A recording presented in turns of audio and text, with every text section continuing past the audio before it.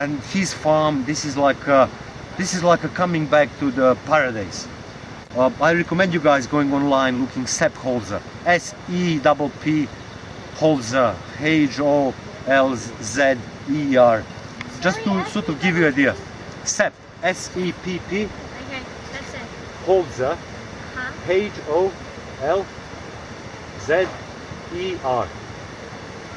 Thank Okay. you. Amazing video. I mean, I'll leave you, in your own time, to do a little research. Or any question, you can ask me now. You can come back later on an email address that we can later on pass on and sort of get anything straight. I'm not sure about it. Okay, let's move on a little bit further. What it says here is every function of the living farm or even the tree, as we recognize by example of the tree, are supported by many elements. So we know that the bees are pollinating fruits. We know that bird is actually spreading that seed around. We know that the rabbit or other wildlife is actually, or even farm animals, are actually giving food to the whole, flora. All the plant life by enhancing soil. We know that tree is feeding itself by mulching and composting. It's actually topsoil gets built, so all the sort of energy and minerals are actually penetrating the topsoil. So when you look at the single tree and when you look at the farm, the same principle apply. The farm, in a classic industrial sense, it seemed to be very sort of bare landscape. All of you seen miles and miles of lines and industrial machinery being driven, and also in last couple of years we have that great alertness about GM crop and everything that people do in order to generate cash income and a kind of to commercially commercial farm practice. And would you agree that in most of the cases commercial farming is like a house and couple of sort of objects next to it, and then land miles of sort of monoculture? Monoculture is a great risk. Where is Venetian? Okay. When we were in 1920s, there was a food a great disaster in Ireland, potato famine, when thousands and thousands of people died from hunger in Ireland in 1920s. It's called potato famine. Potato. Very. Hmm? Very. Say again? What you say about very. Yes, in 1920s there was that food famine, potato famine. Apparently all agriculture was based on potatoes, even as early as 1920s. And then because of natural, there was imbalance in the system and there were no yield. There were pests, all potato crop got destroyed, and unfortunately people had no food. Lots of people died, lots of people emigrated to the United States, some of them to England, Europe, and the reason for that is monocrop, is one particular crop. So when you see the fields with one culture, it's a great risk. Let's say there is a pest who just love that crop, and they come in the big numbers and eat everything. In the same time, we find by diversifying production, by having many different variety and having a great biodiversity of food, that risk is reduced. We also find for the farmer that, especially in Serbia, when they have tons of, let's say sunflower seeds, the government put a price that is unfavorable.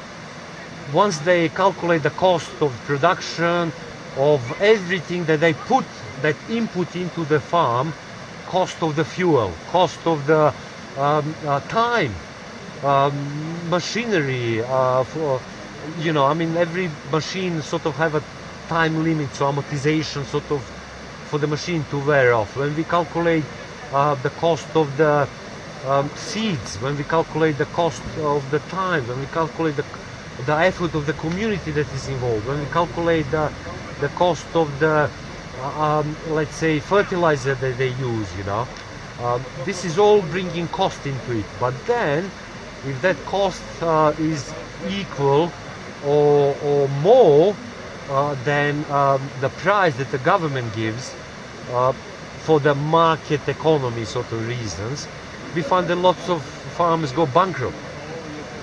And behind all that is mentality of monocrop, and is mentality of the farmer that goes into sort of calculating mindset.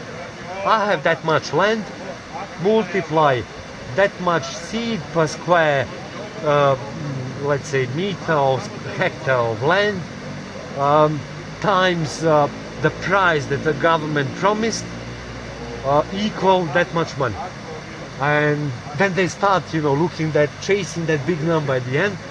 But the risk is great, the waste is great. At the end of the day, there is no guarantee that they're going to make money. Plus, ecological impact is great. There is a video, particular video that I can send you sort of a link on by email or whatever on Facebook that is actually showing English farm in 70s and showing the same farm now.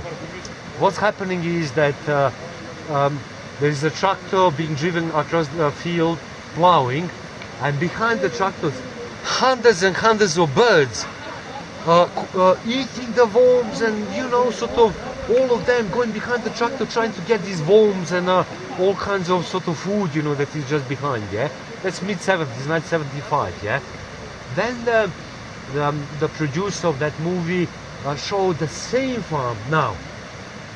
The tractor being driven, and behind tractor there is nothing, because the land, the soil has been sort of drained out of life, and it has been drained out of their own fertility, being kind of artificially kept productive. So putting that ecological disaster, putting high risk of production, putting all this sort of dependency on the commercial aspect of oil and so on, we now recognize that no more. Is the process now bringing that other aspect of organic farming and biodiverse farming into practice by involving in many different ways, by involving academics like that we expected, Marko Ikunic, who meant to be here, who is great academic, but also love the nature, and it was is one of the guys who is also doing introduction to permaculture. Hopefully we are probably going to find the video online, you know, and a little bit on his work. So obvious example how now academics, you know, getting into permaculture and to that aspect of natural farm. And we find that in a permaculture way that is done by design, that involves all the elements, analyzing the elements of the nature. Where is the east, where is the west, what are the local winds. For example, we are between two valleys, we have a northern wind blowing towards the south. Over the last couple of days we know that the sun is here at 8 o'clock, that is just around 5:30 going behind the hill, so we have a shorter period of time because we are in a valley between two hills. And permaculture take all these sort of elements into consideration before moving into design. And now that design would have an aspect of biodiversity. It would be sort of built mimicking the nature. It would have 7 layers in it. One part of it is zoning, but we are going to actually move on a little bit further. It would have a place for fun, for rest, for place that everybody could go, chill out. It would sort of respect the natural aspect, but it would have a sort of all different kinds of production. So we can grow all different kinds of vegetables and fruit trees, and we would find that plants are in nature developing symbiotic relationship. So for example, if you plant salads and in between you plant some kind of herbs, you'll find that those herbs would repel insects. We, in particular, later on I can show you some tables that are showing these lists, what goes with what, but it's a little bit more specific. Let's keep the broader picture. Any question on this? Yes. It seems to me that permaculture, let's say from an agricultural point of view, would entail, let's say, a farmer or a person on a subsistence level who just plants in his backyard or lawn, wherever. Would have to have a distinct knowledge of the environment and probably soil processes and etc. etc. How feasible is that? Let's say a common man in a village, he would have to get proper training to get to that level, to not endanger the environment on the land that he's farming and the surrounding area. So, how do you call people who are in permaculture? Permaculturists? I don't know. Yes, permaculture. Permaculturists. Okay, let's use that for now. What are they doing? Permaculture is about design. It's about creating that food sustainable. I'm going to go back to that sort of definition. Permaculture is methodology of learning design from nature and designing in a natural way. So by gathering that experience with nature, it's then moving into process of design. We are going to go a little bit into design on the next sort of panel. And it's such an excellent question because within permaculture community, there is a permaculture course. It's called PDC, permaculture course. It lasts 72 hours. I done a permaculture course back in 2009. It was a great experience. It changed my life. It kind of gave me a set of tools that I can sort of, or if you like, lenses. So when I look particular landscape, apart from analyzing sort of natural elements, there is other sort of, let's say, tools or to give you more focus, to sort of give you another aspect. So I genuinely recommend everybody to do permaculture course. Some people obviously get more excited about it because they would love to move in a countryside and live in a self-sustainable way, free from bills, free from worries, wake up in the morning, have an egg from the chicken, or maybe today we are going to have an egg from the duck, or maybe from the geese or turkey, you know, enjoy that abundance of food. Well, let's say from a realistic level, from a realistic point of view, let's say, I would say that a lot of people get into farming or subsistence farming. For a lot of them it's out of necessity. Yes. So how by the time they start to actually do some level of farming, to the point where they get to a subsistent level of farming, damage could be done already, you understand? For them to acquire all the knowledge in order they to need. recover. How long it takes? It takes year and a half. That a normal farm to sort of get, not only by design, you know, to actually get planted. With obviously for the fruit trees it's more difficult, you know, the time-wise, because their cycle is longer. So in order for the fruit tree to grow, nevertheless we're finding already fruit orchards that already exist. Then it's much easier. Then it could be year and a half. The main aspect is composting, actually getting that sort of circulation of energy, circulating of biomass. When you say more realistic, my point is that this is the only reality, because it's based on nature that is reality. And we have a distracted reality in industrial farming, and we have a farmer that's been part of the process in Serbia in particular after Second World War by sort of certain agricultural practices, joining land and sort of doing industrial farming, or people who in particular specialize just into sort of, let's say, growing sheep or goats on sort of that aspects. But we actually could do everything. We don't have to just specially look after goats. We could have fruit trees, I'm actually surprised that I don't find too many fruit trees in such a beautiful place. I, for example, didn't see the cabbage around. I see potatoes and beans, runner beans, and a few other different varieties. But I didn't see, as many varieties. Why is that? Maybe we should bring organic seeds and start it, on a local level, and see, that process from the seed into the plant and going back into the seed. Is that answer? Okay. I suggest the break. Yeah, it's just the reality.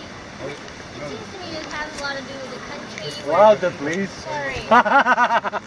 No, I had to go back to. It seems to me that the reality thing has a lot to do with the country where the farm is situated, Yes. etc., etc. Yes. Is there any country where permaculture is more developed than in other places? And maybe we can take a look at some good examples and, Yes, and see how it's... Let me, since you mentioned particular geographic location, let me just make it straight that permaculture is dealing with mesothermic climate, that is a continental climate.